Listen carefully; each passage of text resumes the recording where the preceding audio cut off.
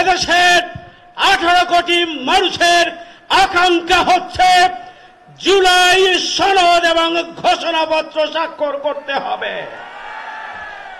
কিন্তু আমরা লক্ষ্য করছি একটি রাজনৈতিক দল জুলাই গণঅভ্যুত্থানকে সনদ এবং ঘোষণাপত্রে স্বাক্ষরের ব্যাপারে বিরূপ মন্তব্য করছেন। এটি গ্রহণযোগ্য হতে পারে না।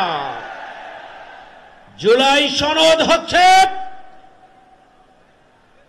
আমাদের জুলাই আগস্ট আন্দোলনের যে ত্যাগ এবং কোরবানি, যে শহীদ এবং আহত, তাদের রক্তের বিনিময়ে যে নতুন বাংলাদেশ, সেই বাংলাদেশের সাংবিধানিক এবং আইনানুগ ভিত্তি রচনার জন্য জুলাই সনদ আমাদেরকে অবশ্যই স্বাক্ষর করতে হবে।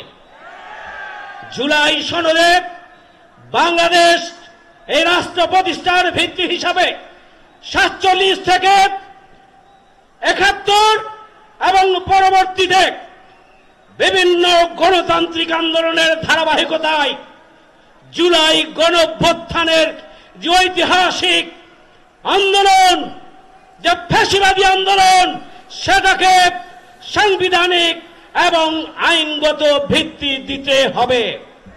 এই আন্দোলনে, এই গণঅভ্যুত্থানে যে চেতনা ছিল সেটি হচ্ছে উই ওয়ান্ট জাস্টিস, চেতনা ছিল বৈষম্যহীন বাংলাদেশ, চেতনা ছিল ন্যায় বিচারের বাংলাদেশ, চেতনা ছিল আবু সাইদ মুগ্ধ। শেষ হয়নি যুদ্ধ। সুতরাং সেই চেতনাকে ধারণ করে আগামী দিনে সুখী, সমৃদ্ধশালী আর দুর্নীতি সন্ত্রাস মুক্ত